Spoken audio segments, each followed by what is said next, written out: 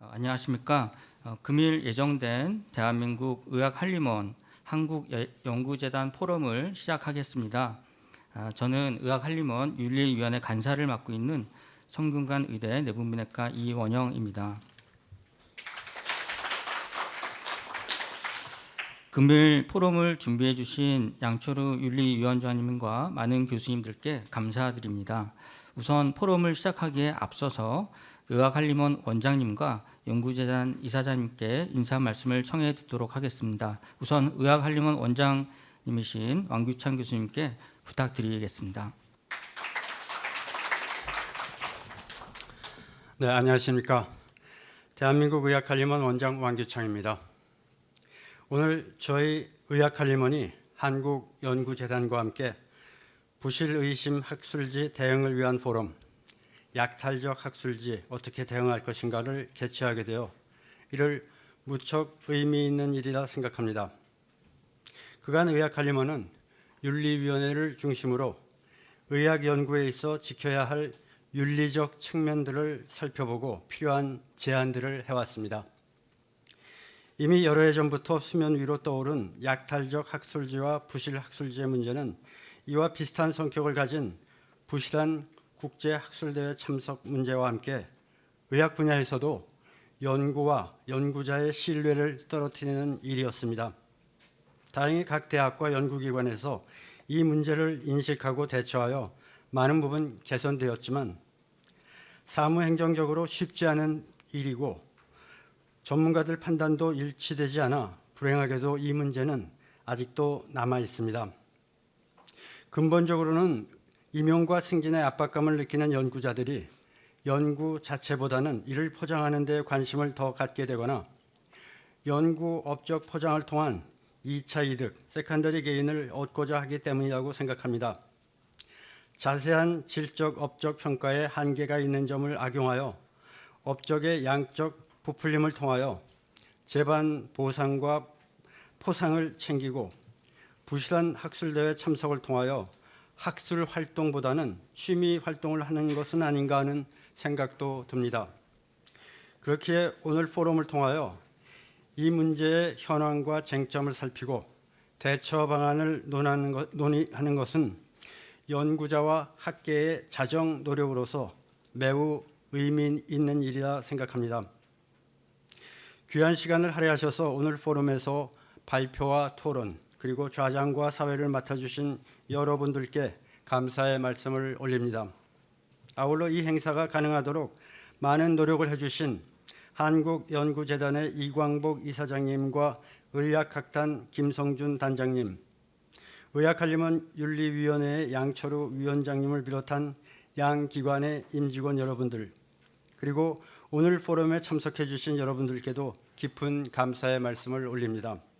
오늘 이 포럼을 통하여 우리나라 약탈적 또는 부실 학술지에 대한 연구자들과 학계에 더욱 효율적인 대처가 이루어지길 기대합니다. 경청해 주셔서 감사합니다. 네, 교수님 감사합니다. 이어서 연구재단 이사장이신 이광복 교수님께 인사 말씀 부탁드리겠습니다. 안녕하십니까. 한국연구재단 이사장 이광복입니다. 바쁘신 일정 가운데 이렇게 행사에 참석해 주신 연구자분들께 감사드리고 특히 건전한 학술 연구 생태계 조성을 위해서 적극적으로 노력해 주시는 대한민국 의학한림원께 진심으로 감사의 말씀을 드립니다. 그리고 행사 준비를 위해서 애써주신 의학한림원 왕규찬 원장님, 그리고 한희철 부위원장님, 그리고 양철우 윤리위원회 위원장님과 관계자분들께도 감사의 말씀 드립니다. 또 발제를 해주실 오재령 출판윤리위원장님, 그리고 김완종 센터장님, 김혜도 센터장님과 진행을 맡아주실 이원용 교수님, 그리고 토론자분들께도 감사드립니다. 우리나라 학술 연구는 연구자분들의 노력으로 눈부신 발전을 이루었고 국제적 경쟁력도 한층 높아졌습니다. 이러한 성과에도 불구하고 여전히 거론되는 연구윤리 문제들은 연구계에 대한 신뢰를 흔들고 있습니다. 특히 약탈적 또는 부실 의심 학술지에 게재된 논문들은 제대로 평가받고 공유되지 못할 뿐만 아니라 학계 대내의 불신은 낮고 있어 연구자, 정부 그리고 연구재단의 우려는 더욱 커져가고 있습니다. 한국연구재단은 부실 의심 학술지 대응뿐 아니라 건전한 학술 생태계 구축을 위해 다방면으로 노력하고 있습니다. 우리 건전한 학술 생태계 구축을 위한 인식 개선 캠페인을 진행하고 있습니다. 올해 초부터 우리나라 전체 연구자들에게 서한을 보냈고 최근에는 그 연구제에서 발행하는 웹진에서 지금 건전한 학술 관련 조성 관련 기사를 매달 싣고 있습니다.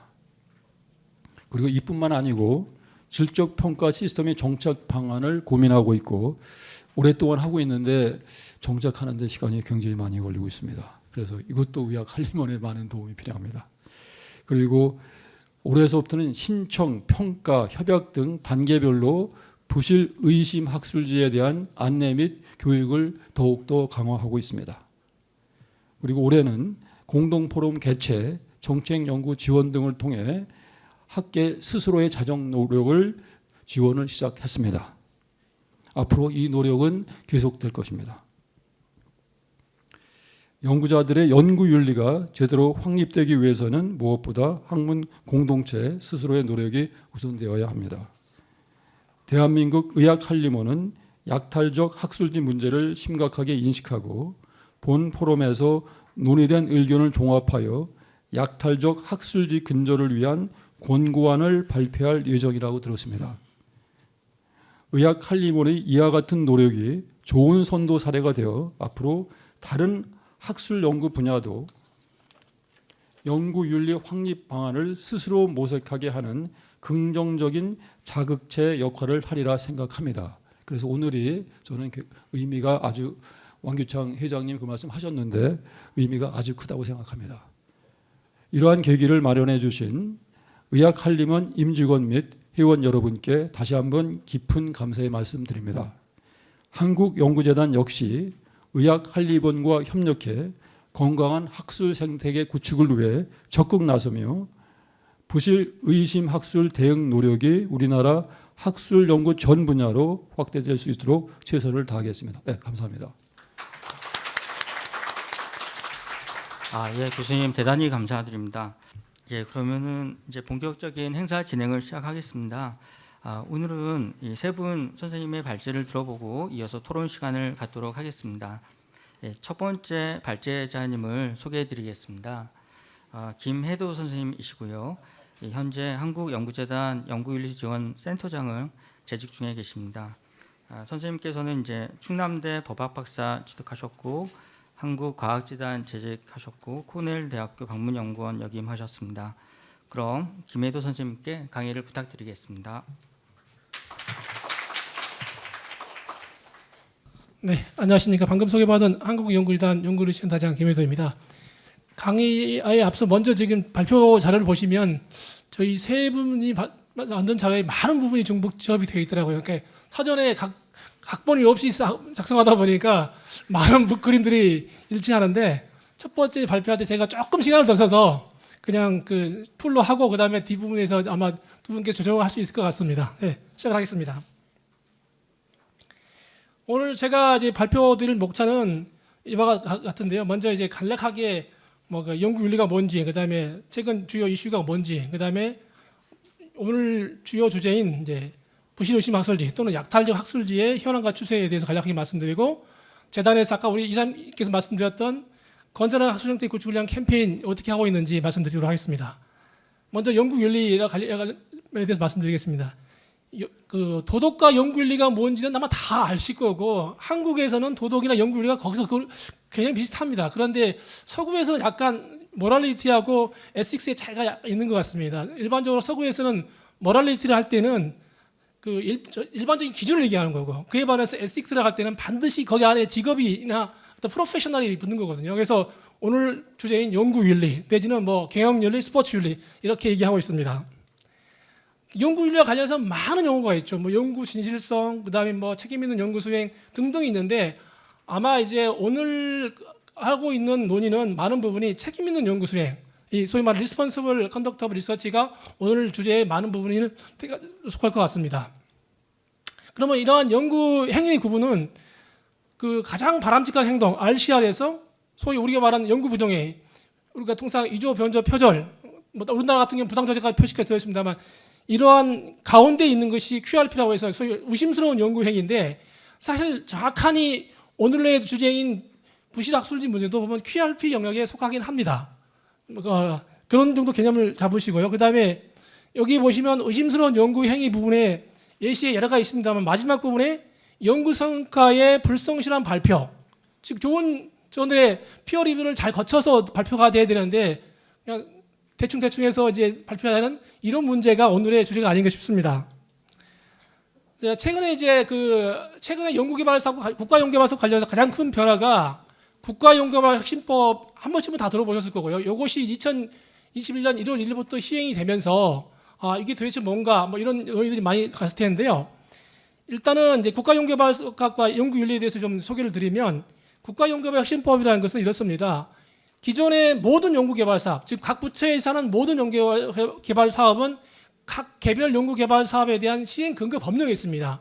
근데 과거에는 이렇게 개별 그 시행 각 부처의 어떤 법하고 여기에 일정 부분 관리 부분이 섞여 있었거든요. 그러다 보니까 부처마다 조금 다른 부분이 있었어요. 그런데 혁신법을 만들면서 이래서는 안 되겠다. 모든 그 국가연구개발과 관련된 규제나 관리는 하나로 통일하자. 이것이 바로 국가연구개발 혁신법입니다. 이러한 국가연구개발 혁신법에 보면은 국가연구개발 사업 관련 부정행위라고 해가지고 용어가 굉장히 광범위하게 되어 있습니다. 그래서 여기 보면 이제 31조 1항 각 호가 이제 사실 그 부정행위 관련된 사항인데 1호가 우리가 가장 많이 듣는 이조, 변조, 표절 같은 일반 그러니까 연구 부정행위고 뒤에 뭐 2호나 이런 사항들은 뭐냐면 뭐 연구 보완이라든지 그다음에 뭐 연구비 뭐 사용 관련 문제 이런 것들은 전반적으로 일반 부정행위 이렇게 구분하고 있습니다. 근데 가장 큰 차이가 뭐냐면 국가연구개발혁신법에서 기존과 달리 지금 이제 그 혁신법 시행령을 만들면서 그 동안에 여러 가지 문제가 있었던 부실학술지 문제나 이런 것들을 다 녹아 넣다 보니까 이 법령에 이런 게 들어와 있습니다. 학술지 투고, 학회 등 학문 교류에 관한 윤리 이런 게 지금 우리 법령 안에 들어와 있다는 겁니다. 그러니까 사실 이런 부분들은 많은 연구자들이 이런 게 들어와 있을까 생각했지만 지금 이런 게 이미 들어와 있다 이렇게 이해하시면 될 것 같습니다. 그다음에 최근 주요 연구율 이슈와 대응에 대해서 간략하게 말씀을 드리겠습니다. 이제 잘 아시다시피 슬라이드는 안 났습니다만 우리나라에서 연구윤리라는 개념이 어느 정도 이제 사회적으로 이제 대두가 되고 그다음에 많은 연구자들이 생각하게 된 게 뭐 잘 아시다시피 한국석교수 사건 이후인데 그걸 2005년 그 사건이 있었고 그다음에 그걸 극복하는 과정에서 2007년에 뭐 연구윤리 관련된 지침들이 나오고 이런 것들이 계속 발전돼서 현재까지 왔는데요. 사실은 그 동안에는 한국석교수 사건 이후에는 큰 사건 없었습니다. 대부분은 이제 장관님들 인사청문회 때 문제가 돼서 이것이 사회적 문제가 되긴 했지만 실질적으로 연구계에 커다란 게 충격이 와였던 건 없었습니다. 그런데 이제 2018년하고 2017년에 이제 큰 사건들이 발생하는데 먼저 2017년에 10월 달에 국민일보에서 이제 기사를 하나 냅니다. 그게 어떤 사건이냐면 서울대 모 교수님이 44편의 논문에 본인의 자료를 다 공저자로 넣었던 그게 나오고 그러면서 이거 안 되겠다 싶어서 이제 교육부에서 이제 교수님들 자녀들에 대한 논문을 조사하게 되고 그다음에 그 다음에 이제 2018년 이제 제가 기억하는 7월 달인데 뉴스타파에서 먼저 와세다고 오믹스라는 소위 말하는 해적 학술단체 그 당시에는 이제 부실학회라 하지 않고 용어를 이제 언론에서는 해적 학술단체 내지는 가짜 학회 이렇게라는 용어를 썼고 근데 이제 과기부에서 이제 이거를 이제 아니 근데 학회는 학회지 가짜 학회가 어디 있느냐 어쨌든 형식을 가졌으면 학회는 학회지 않느냐 그래서 이제 그게 그렇지만 부실하게 운영한다 해서 부실학회라는 용어를 중립적으로 쓰기 시작했고 그 이후에 이제 저희도 지금 뭐 부실학회 그다음에 약탈력 학술지도 그 부분이 조금 개념이 모호해서 부실의심 학술지 내지는 부실학술지 이런 식으로 쓰고 있습니다.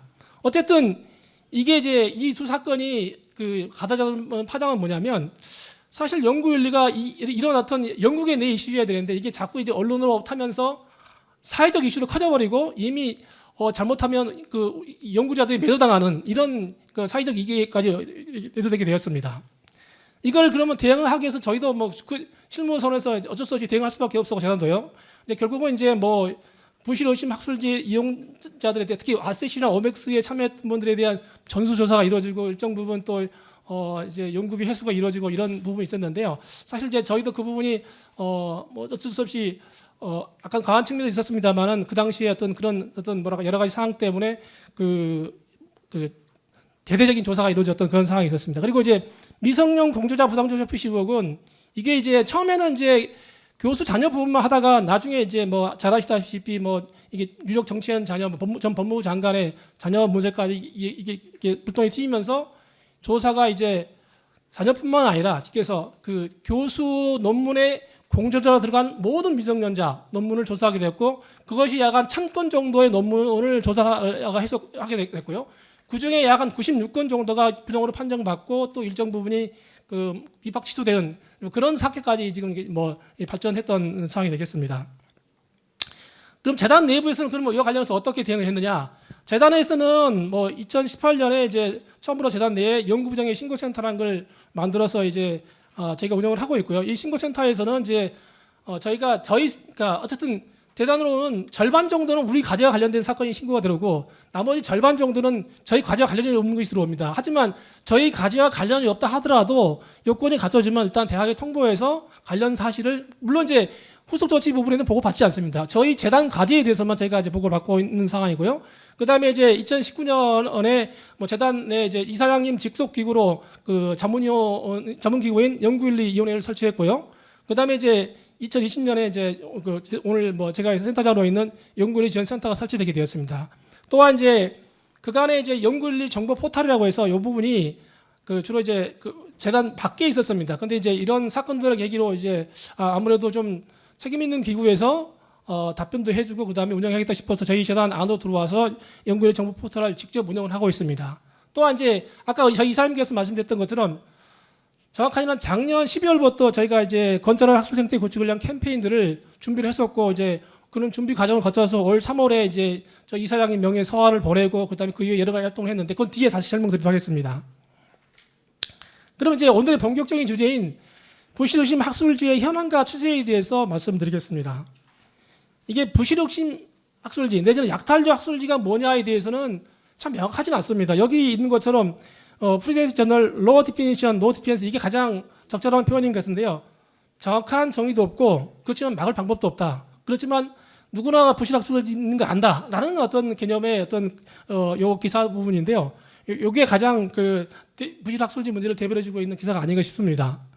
그다음에 이제 그러면 부실학술지가 왜 발생하느냐? 뭐 잘 아실 겁니다. 과거에는 저널들이 다 구독 저널이었지만 그 90년대 말 인터넷 확산과 더불어서 출판 모델이 대대적으로 바뀌게 되고 소위 말해서 오픈 액세스 출판이 태동하게 됐고요. 이걸 또 촉발시킨 게 된 게 2002년에 이제 부다페스트 오픈 액세스 선언이 있었고 사실 굉장히 좋은 활동이죠. 근데 이것이 약간 좀 악용하는 것들, 소위 말해서 굉장히 피어 리뷰를 부실하게 운영하면서도 고액의 논문 기재를 받아 챙기는 그런 그 학술 출판 기업들이 등장하게 되는 이런 사태로 발생을 하게 됩니다. 그러면 한국 연구자들은 이거에 대해서 어떻게 생각하냐? 저희가 작년에 대대적으로 조사를 해봤는데 약 한 2,500명 정도가 답변했던 것 같은데 지금 보시면 이제 그 두 번째 거에 글을 보시면 이제 부실의심 학술지나 학술대를 이용하는 이유가 뭐냐라고 했을 때 뭐 가장 크게 많은 대답이 결국은 연구자의 인식 부족이다. 두 번째 업적 평가다. 결국은 인식이 좀 어느 정도 확산이 돼야 되고 또 하나는 업적 평가가 개선돼야만이 이 문제가 해결된다는 것이 되겠죠. 그러면 부실의심 학술지 이용 규모가 도대체 어느 정도 될까? 이 문제인데 사실은 정확한 수치 자체가 파악이 불가능합니다. 그 이유는 명확하게 정의할 수 있는 리스트가 존재하지 않기 때문이죠. 하지만 이제 그렇다고 해서 그러면 추정할 수 없느냐 그건 아니고 많이들 활용하고 있는 리스트가 이제 필스 리스트라는 이건 제프리 빌이란 분이 이제 만든 리스트인데 이건 이제 콜로라도 덴버 대학교 사서였습니다. 이분이 만든 건데 굉장히 전세적으로 많이 이제 이걸 활용하고 있는 거고요. 그다음에 카벨사의 이제 프리데이트 리포트라는 게 있는데 이게 이제 여러 가지 설이 있습니다만 어떤 뭐 필리스 리스트를 기반으로 만들었다는 설도 있고 하지만 어쨌든 그 카벨 사회에서 나온 프리데이트 리포트가 비록 유효이긴 하지만 이거는 다른 거와 달리 개별 저널들의 평가 항목을 다 했습니다. 약 70개 항목에 대해서 자세하게 평가되어 있고 굉장히 나름 그래도 그 체계적으로 되어 있는 것 같습니다. 어쨌든 이런 걸 기반으로 해서 많은 그 이제 그 세계 학술 단체들이 부실학술 이용 규모를 추정하고 있는데 전반적으로 2002년 기준으로 했을 때 약 15,000개 정도인데 이게 계속 늘어나고 있다. 이렇게 추정을 하고 있습니다. 부실학술지가 어떤 피해를 주느냐 제가 말씀을 안 드려 잘 알기 때문에 생략하겠습니다. 그러면 이제 부실학술지의 특징이 뭐냐? 이게 가장 큰 문제인데요. 이제 결국은 이제 부실학술지와도 계속 진화를 하기 때문에 일반적인 학술지와 경계를 구분하기가 굉장히 어렵다는 거죠. 그래서 굉장히 주의가 필요하다는 건데 사실 부실학술지의 특징을 설명하는 게 너무나 많습니다. 그런데 그걸 다 어떻게 대입할 수도 없고 그래서 저희도 지금 고민하다가 이제 금년도 캠페인을 펼치면서 그래도 국제한림원연합회에서 나름 그 자세한 리포트를 냈고 저희도 그걸 번역을 다 완결했습니다만 거기에 보시면 이제 이렇게 5가지 특징을 내놓고 이거에 대해서 저희가 많은 연구자들하고 토론을 해봤는데 그래도 그나마 가장 축약적으로 잘 그래도 해놓은 거 아니냐라고 해서 이렇게 5가지를 안내를 했고 지금도 많이 활용하고 있습니다. 그러면 부실학술지는 그러면 무조건 다 부실하냐? 이제 그것도 보면 이제 등급이 있습니다. 이제 그 아까 말했던 국제한림원연합회에서 이걸 6개 등급으로 구분을 했는데 가장 사기적인 등급, 요 지금 프로덜런트라고 되어 있는데 여기에 해당되는 것이 소위 말해서 가장 문제가 있던 오믹스 퍼블리싱 그룹이라고 하고 있고요. 그 다음에 퀘스터너블 퀄리티, 약간은 좀 그 부실한 것 같은데 그래도 형식적인 요건 다 가졌다. 이거 어떡하지라고 하는 게 이게 바로 지금 오늘의 논의가 되고 있는 MDPI 저널, 한국에 제일 문제가 되고 있는 요거 되겠습니다. 그럼 리스트라는 것도 마찬가지로 국제학술단체에서 공인하는 그 리스트는 없습니다. 이제 가장 많이 활용되고 있는 블랙리스트가 아까 여기 옆에 있는 필스 리스트라든지 카벨스 프리데이트 리포트고 가장 또 많이 활용되고 있는 화이트 리스트는 카벨스 베리파이드라든지 아니면 뭐 SCI라든지 아니면 스코프스라든지 이런 것들이 있습니다. 이제 MDPI에 대해서 좀 얘기를 해보겠는데 그 MDPI가 부실학술지냐 아니냐 이거 상당히 논쟁이 많죠. 어쨌든 간에 객관적인 데이터를 가지고 한번 그러면 분석을 해보자는 건데 이게 1996년도에 설립을 했고 2021년에 24만 건의 논문을 나고 작년엔 급기야 27만 건의 논문을 냈습니다. 근데 이게 투고 기간이 38일밖에 안 걸린다는 거. 이게 좀 보면 이제 정리해 보자면 한마디로 논문 출판의 급격한 증가인데 10년 전에 비해서 51배 증가했고 5년 전에 비해서 10배를 증가했다는 것은 이건 굉장히 좀 뭐랄까 좀 이 과연 이렇게 논문이 기하급수로 증가할 수 있는가 하는 문제가 있는 거고요. 그다음에 이제 논문의 빠른 심사인데 그 투고에서 출판까지는 이게 30일 정도인데 사실은 투고에서 게재 승인까지는 17일밖에 안 걸리는 이런 문제가 있습니다. 아니 어떻게 투고에서 이게 게재와 승인까지 걸리는 게 17일까지 안 걸리냐 이 문제 때문에 굉장히 논쟁이 많은데요. 또 하나는 이제 과도하게 스페셜 이슈를 발간한다는데 이런 에디터를 갖다 모집한 다음에 이걸 대량으로 발행하고 있어 이것이 문제가 되고 있습니다. 그다음에 이제 이거를 한국에서 논쟁으로 한번 종합해 보면 MDPI 논문의 급증 아까 말씀드렸던 부분인데 2011년에 우리나라 SCI 논문에서 MDPI가 차지하는 비율이 0.3%밖에 안 됐습니다. 그런데 작년에는 17.8%까지 급기야 증가를 했습니다. 이걸 과연 어떤 현상으로 바라봐야 되는가? 그러면 이 17.8%로 전부 다 부실학술지라고 볼 것이냐? 또 아니라고 볼 것이냐? 이게 이런 논쟁에 빠지는 것입니다. 그다음에 이제 이거와 관련해서 대한수학회의 반응인데 그나마 대한수학회에서 가장 빠르게 반응을 했는데요. 이제 그거는 여러 가지가 있습니다. 대한수학회에서 이제 그 대한수학회 여러 가지 그 등급을 높이기 위한 정책의 일환이기도 했는데 어쨌든 익명의 수학자로부터 MDPI가 발간한 특정 학술지의 문제점에 대한 우려를 받고 그 대한수학회에서는 회원들에게 MDPI의 매스메틱하고 몇 가지 저널들에서 업체로 인정하지 마십시오라고 계속 그 이메일을 회원들한테 보내고 그런 것들이 어느 정도 그 학계 내에 통용이 되고 있고요. 일부 대학에서의 반응인데 특히 이제 MDPI의 특정 저널, 서스페너빌리티한 저널인데 여기에 사회과학 쪽에서 굉장히 원래 사회과학 쪽에서는 SCI 논문이 거의 안 나오거든요. 근데 최근에 막 급격하게 증가하는데 다 봤더니 다 이런 겁니다. 그래서 여기에 있는 여기에 논문 낸 것들은 임용시 실적으로 인정하지 않겠다. 뭐 이렇게 하는 대학들이 종종 나왔고요. 이와 관련된 찬반 논쟁이 그 브릭이라는 사이트와 그다음에 이거 지금 좀 이따 우리 김한종 센터장이 발표할 그 키스트가 운영하는 세이프란 시스템 게시판에서 굉장히 논쟁이 뜨겁게 벌어졌습니다. 그러면 부실이 있으면 학술지를 어떻게 점검할 것이냐 이 부분인데 이제 저는 개인적으로 이거를 갖다가 리스트 점검보다는 자가 점검 사이트, 소위 말해서 세이프가 제공하는 건전한 학술 시스템이나 아니 안 그러면 여러 그 나라에서도 많이 활용하고 있는 싱크체크 서밋 같은 그런 사이트에서 좀 접근 이걸 갖다가 자가 점검해야 될 사항이지 여기 있는 그 리스트를 가지고 하려고 하는 것은 사실 굉장히 위험하다. 참고는 할 수 있겠지만 어쨌든 간에 그 일부 국가에서는 이런 블랙리스트를 제공하기도 했고 심지어 어떤 뭐 인도 같은 나라에서는 화이트리스트 제공하고도 있습니다. 그러면 국제 한림원 연합회가 영국에게 권고한 사항은 뭐냐? 여러 가지가 있습니다만 제가 주목한 부분이 두 가지인데요. 결국은 그 학생들을 적절하게 지도하기 위해서는 약탈적 학술지 문제에 대해서 지도 교수나 멘토는 책임감을 가져야 된다는 얘기인데 이제 새로운 학술들이 많이 생기기 때문에 교수님들께서 굉장히 신경을 가서 써야 한다는 얘기가 되겠고요. 그다음에 이제 정량 평가보다는 질적 평가를 옹호하는 협의체에 적극적으로 이런 학술 단체들이 참여를 해야 된다. 뭐 그 중에 대표적인 게 도라손이 얘기일 수 있겠죠. 이제 마지막입니다. 이제 저희 재단에서 지금 이제 하고 있는 학술생태 구축 위한 캠페인 저희 이사장님이 아까 인사 말씀에도 말씀을 드렸지만 간단하게 다시 한번 말씀드리겠습니다. 저희가 그 작년 말부터 계속 준비해서 올 초에 이렇게 그 이사장님 사안을 그 이메일로도 보내고 그다음에 저희 게시판에 오랫동안 띄우고 그다음에 공문으로 학회도 보내고 이렇게 해서 여러 가지 지금 이런 소위 말해 주의를 촉구하는 거 그리고 권고를 하는 걸 보냈었고요. 동시에 아까 연구재단에서 운영하고 있는 연구리정 포탈에 이런 여러 가지 자료들을 올려놓고 활용할 수 있도록 계속 이제 했고요.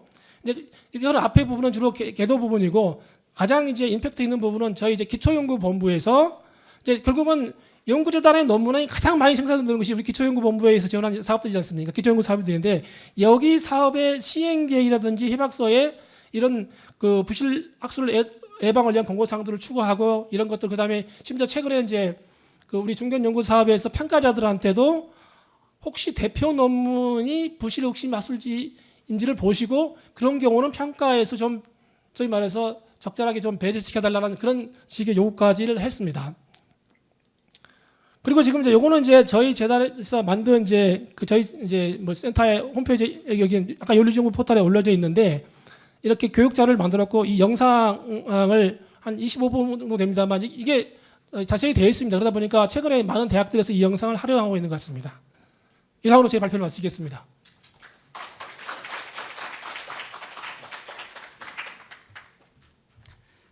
네, 김혜도 선생님 열정적인 강의 대단히 감사드립니다. 그럼 두 번째 발제자 교수님을 소개해드리겠습니다. 오재령 교수님께서는 고대의대 안과학교실 교수로 재직 중에 계시고요. 대한의학학술지 편집인협의회 즉 의편협회 출판윤리위원장을 맡고 계십니다. 또한 한국망막학회 편집이사, 대한안과학회 재무이사를 함께 맡고 계십니다. 그럼 교수님께 강의를 부탁드리겠습니다. 안녕하십니까. 이미 많이 설명을 하셔서 저는 이제 연구자 관점에서 주로 말씀을 올리려고 합니다. 제가 말씀드릴 내용은 이와 같고요. 그 약탈적 학술지 관련해서 동료 교수들 간에 흔히 하는 질문은 사실은 이제 특정 학술지가 이게 약탈적 학술지인가 아닌가 하는 걸 이제 서로 물어보는 것입니다. 저희들이 제일 많이 알고 있는 리스트는 아까 설명하신 비올의 약탈적 학술지 리스트입니다. 그러나 이제 잘 아시는 것처럼 비록 이 리스트가 지금까지는 중요한 참고 자료의 베이스가 되고 있긴 하지만 사실 이에 대한 많은 비판이 존재하는 것도 사실인 것 같습니다. 세계의학 편집인 단체 또한 저널이 약탈적인지 합법적인지 여부를 결정하는 유일한 방법으로 이런 리스트를 활용하는 것에 대한 것은 좋지 않겠다고 경고한 바가 있습니다. 그러나 최근까지도 이러한 학술지를 특정하려는 노력은 계속되는 것 같습니다. 최근 프레데터리 리포트는 특정 저널들을 약탈적 학술지 목록에 추가했고요. 또 그렇지만 이들 명단들이 약탈적 학술지인지 아닌지를 판단하는 데는 큰 도움이 될 수 있겠지만 이런 리스트가 가지는 영향력이나 또 이런 것에 상관없이 연구자들한테 가장 중요한 이슈는 내가 내려고 하는 이 특정 학술지가 정말 약탈적으로 평가받을 후에 약탈적으로 평가받겠는가 아니면 지금 현재 평가받고 있는가에 관한 거에 대한 정답일 것입니다. 그런데 저희 학계가 처한 현실은 실제로는 공신력 있는 기관이나 학계에서 이런 특정 학술지가 약탈적 학술지인지에 대해서 특정하는 일이 사실 쉽지 않다는 그런 것입니다.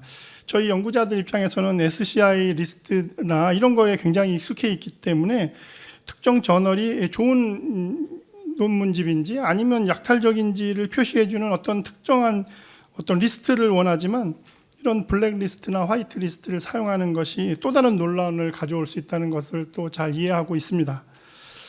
그렇다면 아까 말씀하신 것처럼 이제 정의를 어떻게 할 것인가부터 시작해야 될 텐데요. 이러한 것에 대한 많은 시도들이 있었습니다. 공통적으로는 금전적 이익이라는 사익을 위해서 출판윤리 또는 출판 기준을 충족하지 않음으로써 학문을 희생시키는 학술지라는 이런 어떤 공통점이 존재하는 것 같습니다. 그러나 문제는 이 약탈적 학술지를 특정하기 위해서는 이런 정의만으로는 충분치 않다는 점이 저희들에겐 문제인 것 같습니다. 그러므로 이들 단체들이 정의를 발표할 때는 이 특징도 같이 제시하여서 알아볼 수 있도록 연구자들한테 제시하고 있는데요. 주로 편집인 단체에서 표방하는 바는 동료 심사가 적절치 못하다는 것입니다. 그러나 네이처에서 여러 이해관계자들이 모여서 한 그 정의에는 이 동료 심사의 품질이나 사기성이라는 것이 너무 주관적이기 때문에 이를 기준으로 삼기에는 내세우기에는 어렵지 않는가, 그래서 이를 특정하지 않았습니다. 이러한 정의들의 모호성 때문에 이런 여러 학자들의 노력에도 불구하고 이 약탈적인 용어를 정말 사용해야 되는가에 대한 논란도 여전히 있는 것 같습니다. 결국 저희 연구자들이 이 정의를 가지고 약탈적 학술지를 구분하기는 쉽지 않다는 점이 참 일선에서의 문제인 것 같습니다. 또 이제 특징들을 제시하고 이를 통해서 이제 좀 알아보는 것이 어떻겠느냐. 이제 초기에 많이 논의됐던 특징은 이익에 관한 것이었던 것 같습니다.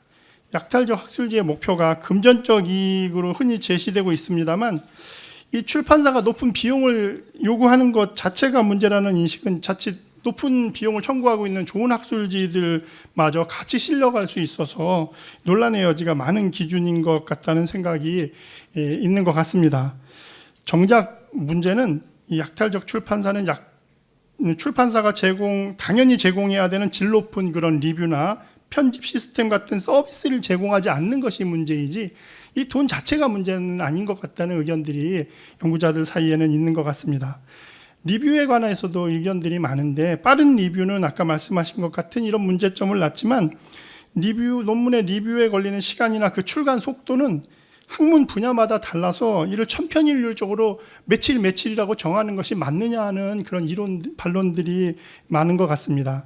그럼에도 물론 이제 한 출판사가 내는 모든 논문집이 다 그런 식으로 일률적으로 낮아졌다면 이건 출판사가 뭔가 설명을 해야 될 문제라는 것도 이해하고 있습니다. 의심학술지는 뭐 돈만 주면 논문을 실어주는 것으로 정의되고 이해하고도 있지만 이에 따라서 높은 게재 승인율이 높을 것이다. 게재 승인율이 높을 것이다 하지만 실제로 게재 승인율은 저희가 초기 처음 논문을 발행하는 논문집들 같은 경우는 게재율이 높을 수밖에 없습니다. 이것들을 같이 매도한다면 학계에 정말 도움이 될까 하는 의견을 제시하는 연구자들도 있습니다. 그러므로 이 액셉턴스 레이트만 가지고 또 설명하기도 어렵다는 한계가 있습니다.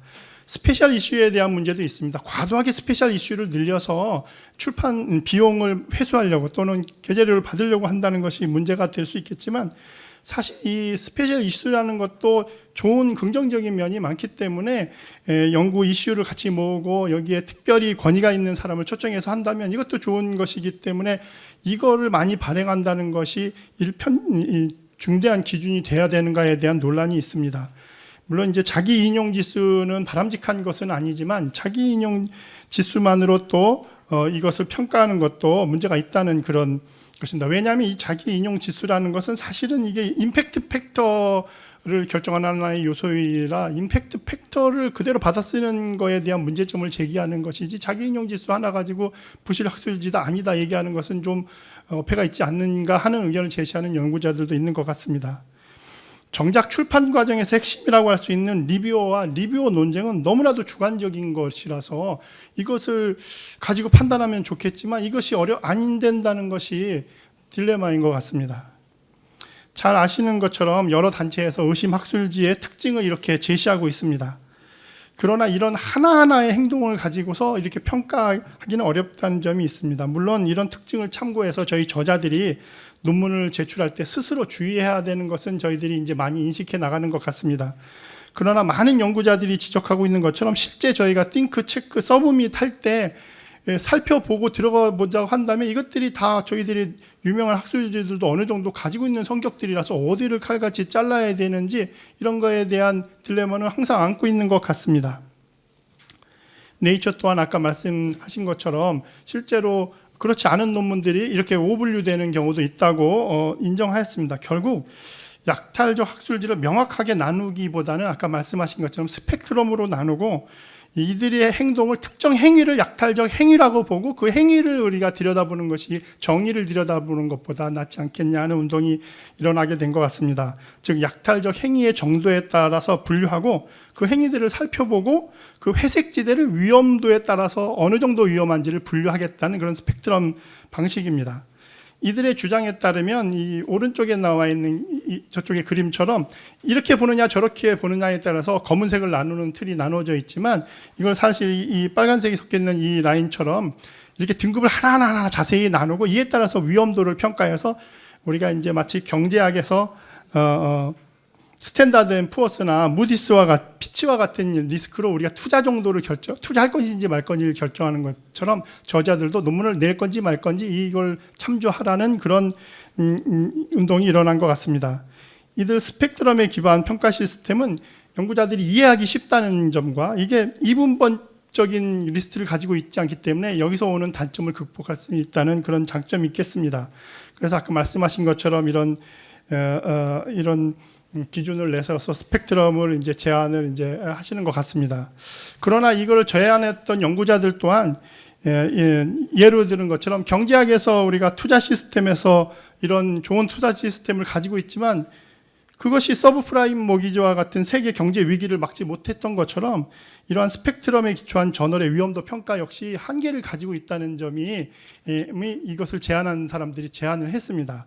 이런 특정 학술지가 또 약탈적 학술지인가에 대한 정답을 구하는 이런 연구자들에게 그 답을 정확하게 주고 있지는 않다는 점 또한 한계인 것 같습니다.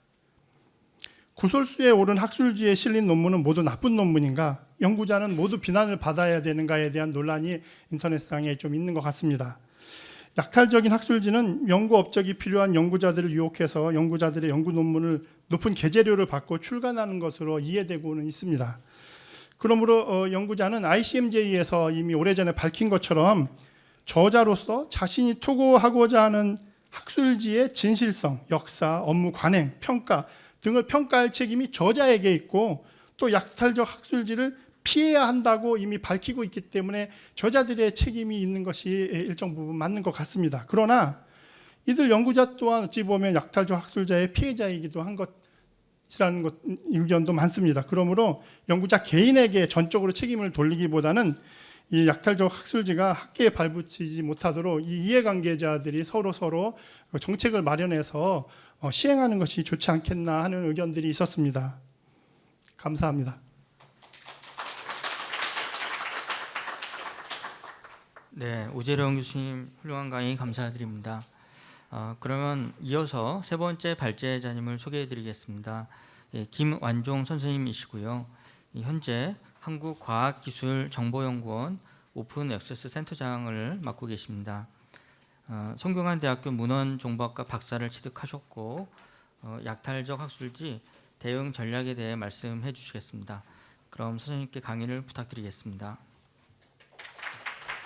네, 안녕하세요. 방금 소개받은 KST의 김완종이라고 합니다.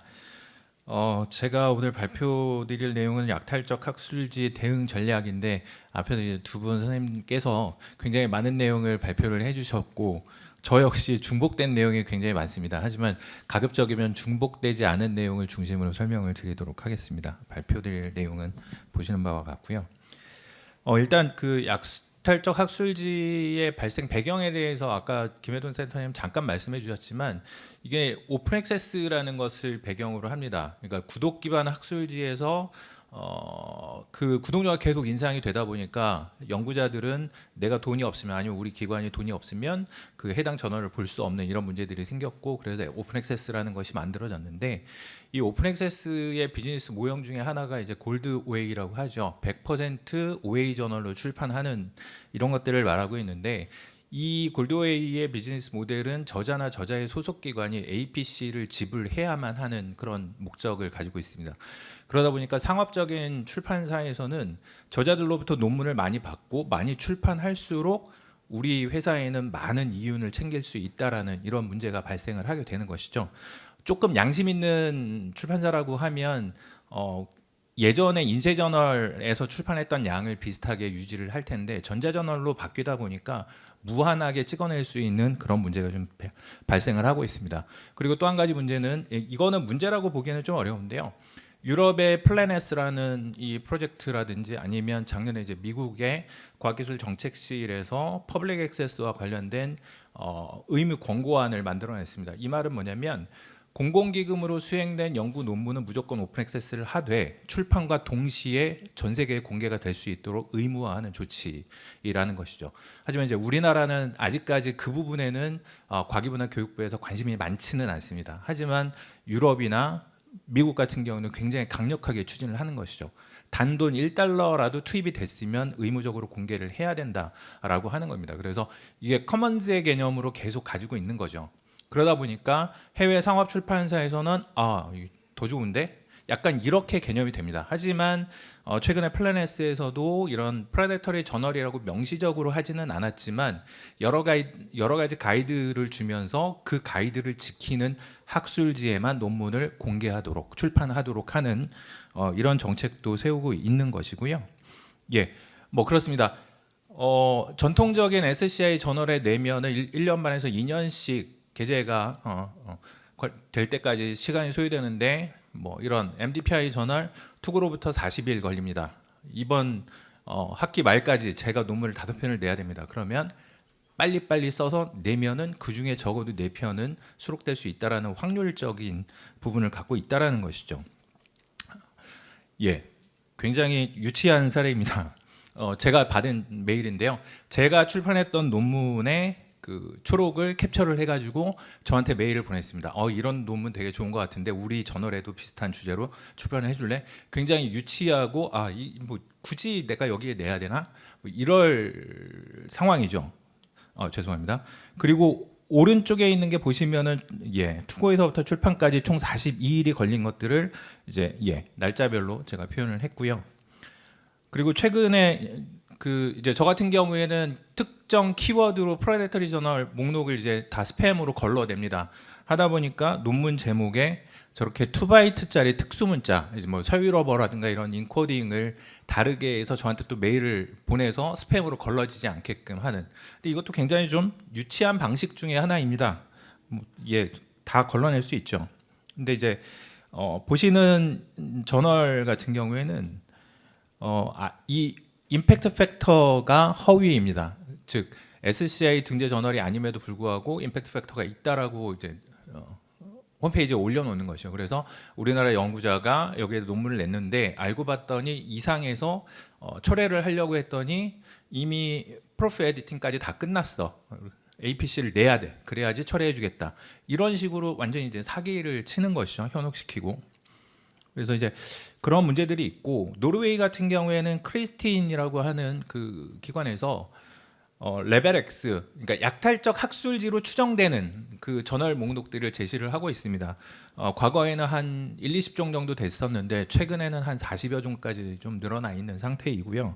그래서 이 레벨 X 또는 레벨 제로라고 하는데 학문적이지 않거나 약탈적인 출판 채널, 출판사라든가 저널 목록들을 지금 제시를 하고 있죠. 근데 이제 문제는 뭐 동일한 그림을 벌써 세 번째 보고 계시는데요. 갈수록 이 부실학술지를 식별하기 어렵다라는 것입니다. 왜냐하면 SCI 저널에 이 출판사라든지 저널들이 들어가 있습니다. 그 이유가 어떻게 되냐면 SCI 저널에 등재되기 전까지는 굉장히 규칙적으로 정량의 논문만 출판을 합니다. 그래서 인용 지수를 점점 높이고요. SCI로 등재가 되는 순간 그때서부터 출판량을 어마어마하게 늘립니다. 뒤에서 제가 사례를 보여드릴 거고요.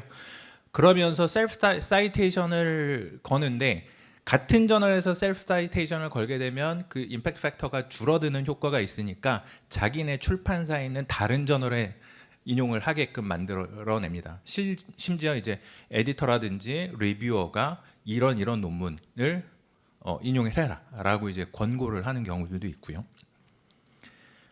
예, 이 그림도 세 번째 보시는 건데요. 빨간색이 스페셜 이슈입니다. 전체 그 정기호에서 70% 이상이 스페셜 이슈로 출판이 되는데 문제는 저 스페셜 이슈를 출판을 할 때 게스트 에디터를 초빙을 하고요. 그게 이제 명망이 좋은 게스트 에디터만 되는 것들이 아니고 경력으로 따져서 명망이 있고 없고를 따지기는 어렵지만 교수로 임용된 지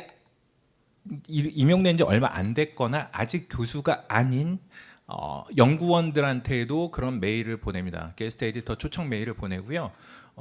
논문을 한 10편 정도를 수집해서 달라고 하죠. 그 10편에 대해서 게스트 에디터한테 모든 판정 권한을 줍니다.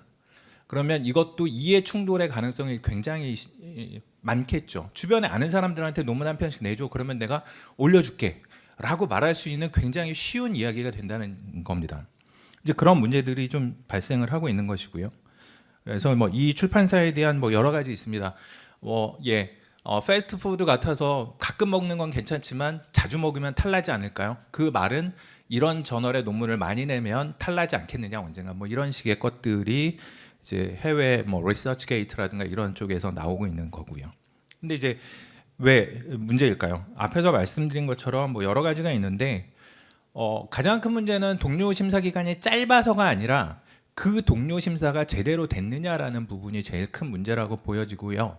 그리고 이제 또 다른 문제는 뭐냐면 앞에서 이제 오재영 교수님께서 말씀을 해주셨지만 게재율 또는 거절률 자체를 50% 내외로 잡고 있는데 이 저널 같은 경우에 어떤 보고도 있냐면 저자가 리비전을 받았습니다. 그래서 3일 이내에 다시 투고를 해야 되는데 그 기간을 넘게 되면 그 논문을 신규 투고로 받습니다. 인정을 합니다. 그러면 한 명의 저자가 제가 같은 논문을 재투고한 건데 그거를 신규 투고로 받아서 2분의 1이 된다는 거죠. 앞에 건 거절, 이거 가지고 채택. 그래서 거절률을 높이는 방식도 취하고 있다라는 것이고요. 예, 말씀드린 것처럼 굉장히 급속한 속도로 웹 오브 사이언스에서 논문이 증가하고 있다는 것을 보고 있습니다.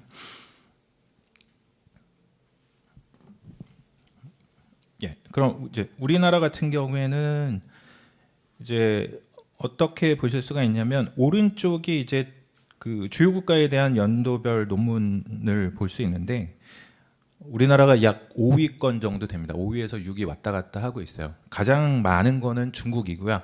중국은 심지어 최근에 그냥 이런 MDPI라든가 약탈적 학술지의 문제뿐만이 아니라 페이퍼밀이라고 해서 논문을 해외 페이퍼밀 사이트에서 논문을 올려놓습니다. 그리고 저자를 사죠. 그러니까 저자 입장에서는 그 논문을 삽니다. 그때 어떻게 사냐면 저는 제일 저자 그러면 예를 들면 1,500불 교신 저자 2,000불, 공저자 500불 이런 식으로 약간 경매 사이트처럼 그렇게 하는 페이퍼밀이 굉장히 심각한 문제를 지금 야기하고 있고요. 유럽에서는 계속적으로 그런 것들을 파악을 하고 있습니다. 그래서 최근에는 AI를 통해 가지고 논문도 아예 그냥 만들어내는 이렇게 만들어지는 페이퍼밀도 있는 것이고요. 예, 그 MDPI의 모 저널인데요. 2022년에 출판된 논문 수가 16,000편입니다. 이 저널 같은 경우에 격주로 출판이 되고 있는데 예, 그 통계값을 보시면 미인값이 676, 메디안이 654입니다. 그러니까 각 호당 600편 정도가 실리는 거죠, 격주로. 그런데 이것들이 앞에서 말씀드린 거절률이라든가 아니면 피어 리뷰어, 에디터 이런 것들의 숫자를 환산을 했을 때 이게 과연 특정 출판사에서 이렇게 많은 에디터와 리뷰어를 데리고 이런 논문을 출판할 수 있는지 굉장히 의심이 좀 가는 것이죠. 예, 보시는 것처럼 에디토리얼 보드 멤버가 1,900명입니다. 저널 한 종에. 그리고 이제 이 저널 같은 경우에는 어떤 특징이 또 있냐면 메가저널이라는 표현을 쓰는데요. 특정 주제가 아니고 굉장히 브로드한 주제의 저널을 만들어냅니다. 제가 뭐 어제 오늘 서저리즈라고 하는 저널을 또 찾아봤습니다. 제가 오늘 이 자리에 오려고 하다 보니까 의학 분야 저널을 봤는데 그냥 서저리즈예요. 세부 분야가 없습니다. 아무나 투고할 수 있다라는 것이고요. 이제 뭐 서스테이너빌리티 앞에서 뭐 말씀드렸던 뭐 매스매틱스 이런 유의 것들이 있습니다.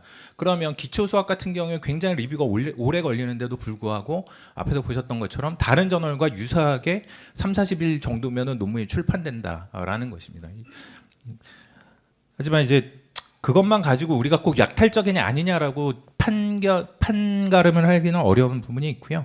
그래서 이제 프레데터리 리포트라든가 이런 사이트들을 통해서 계속적으로 이런 어떤 좀 이상한 출판사라든가 이런 부분에 대해서 계속 경고를 하고 있고 관련된 기사들을 계속 올리고 있죠. 그랬더니 해당 출판사에서 또 경고를 합니다.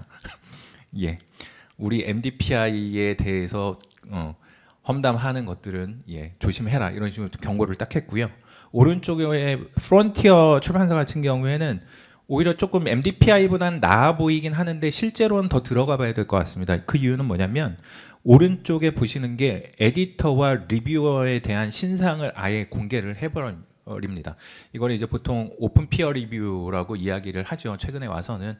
그리고 이제 한 단계 더 나가면 트랜스페런트 피어 리뷰라고 해서 리뷰어의 리뷰 리포트를 아예 출판물과 동시 같이 리뷰 리포트를 공개하는 형식들도 취해집니다.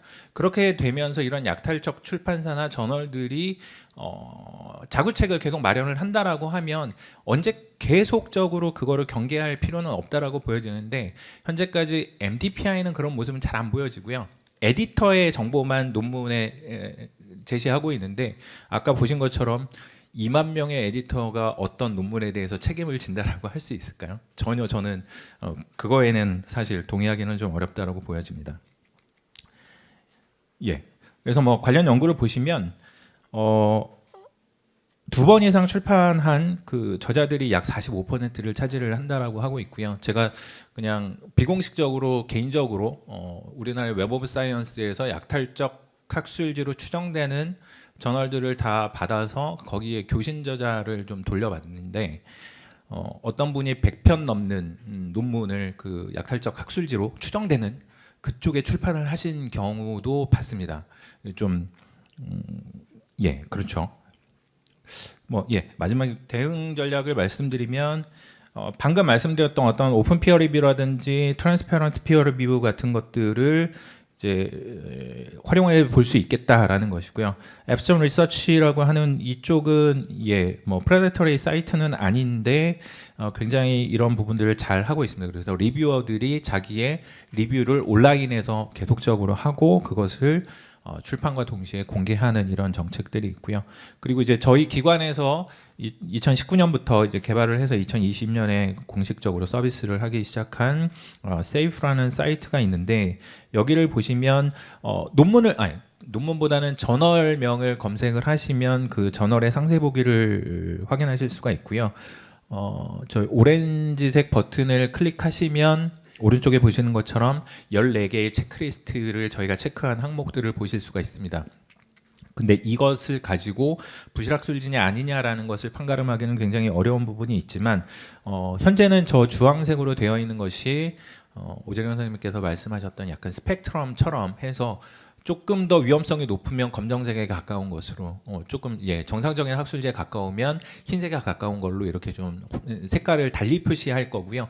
등급을 저희가 가지고 있다가 포기한 이유는 우리나라 학계에서 너무나 많은 갈등을 만들어내는 것 같은 느낌이 들어서 저희가 과기부 한 2년 넘게 계속 건의를 했습니다. 등급을 만들어 놨던 이유는 우리 연구자분들께서 논문 출판하실 때 좀 잘 살펴보시고 위험성이 있는 것들은 피해 가시라고 했는데 그게 아니라 학교에서는 위험성이 있으니까 여기에는 이제 지원을 안 하겠다.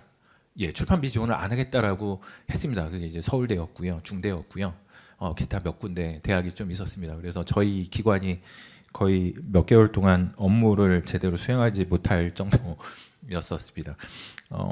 그래서 뭐 저희 기관 때문에 그렇다기보다는 학계에서 너무나 큰 갈등이에요. 아니 내가 논문 냈던 거를 왜 키스티에서 아니면 과기부에서 내 논문 실적을 다 부정하느냐. 그러니까 저희는 부정한 적이 없는데 그 당사자분들께서는 부정당하셨다라고 생각을 하시는 거죠.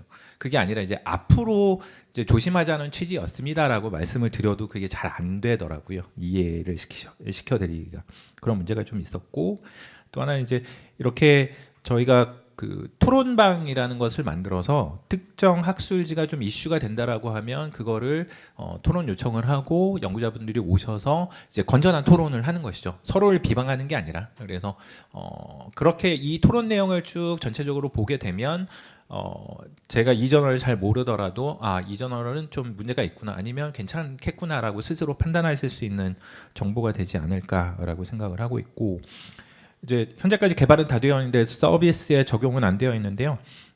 세이프 학술지에 대한 자가진단 항목을 저희가 연구재단이랑 저희 과기부가 협의를 해서 5개 항목을 만들어냈고요. 이거를 이제 조만간 저희 사이트에 게시할 예정입니다. 그래서 여러분께서 만약에 잘 알지 못하는 저널에 투구를 하실 때 이런 부분들을 홈페이지라든가 관련 정보를 찾아보시고 체크를 하시면 그거에 대한 진단 결과를 확인하실 수 있고, 이것을 또 PDF 파일로 다운로드도 받으실 수 있는 그런 것입니다. 그리고 이제 저희 세이프도 사실 완벽할 수가 없습니다. 저희 직원들이 365일 24시간 내내 이것만 확인할 수 있는 부분은 아니기 때문에 특정한 이슈가 있거나 저희 쪽으로 뭔가 연락이 왔을 경우에 특정 저널을 좀 더 좀 자세히 들여다보는 이런 것들이 있고요. 그리고 뭐 관련된 사이트가 ThinkCheck Summit, 그다음에 코프, 이거는 이제 유럽 쪽의 그 윤리위원, 출판윤리위원회라고 보시면 되는데 이런 것들을 좀 잘 봐주셨으면 좋겠습니다. 하지만 그럼에도 불구하고 MDPI가 코프의 그 출판사의 회원으로 들어가 있다라는 것도 굉장히 또 여러 가지 문제가 있죠. 그러다 보니까 코프에서는 프레데터리 저널이나 출판사에 대해서 뭔가 공식적으로 언급을 하지 않고 있습니다. 저희가 이쪽에 계속 연락을 해봤거든요. 올해 공동 연구를 좀 수행해보자라고 했는데 최종적으로 거절의 답변을 받았습니다. 기타 다른 사이트들 보시면 될 것 같고요.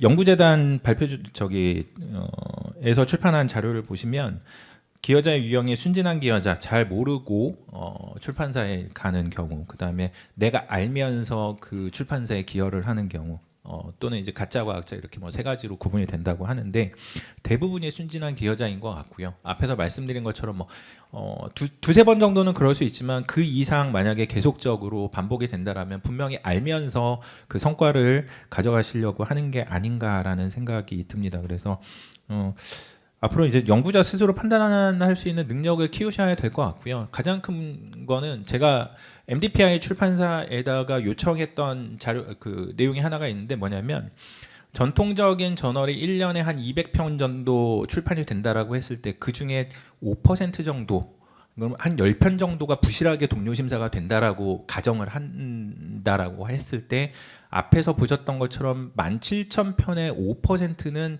절대적인 양에서 차이가 나거든요. 그런 논문들이 부실하게 이제 동료 심사된 논문들이 웹 오브 사이언스를 통해서 검색이 되고 그런 논문들이 인용이 되고 이런 문제들이 또 발생을 한다라는 것이죠. 그게 이제 뭐 의학계에서 이제 대부분 선생님들 오셨으니까 뭐 제가 전문가는 아니지만 단편적으로 말씀을 드리면 그런 논문들을 인용을 해서 그 건강 보조 제품 이런 것들이 만들어지고 그게 또 유통이 되고 근데 이제 의사 선생님들은 이거 절대 먹으면 안 됩니다. 간독성 생깁니다. 이렇게 또 막 말씀해 주시잖아요.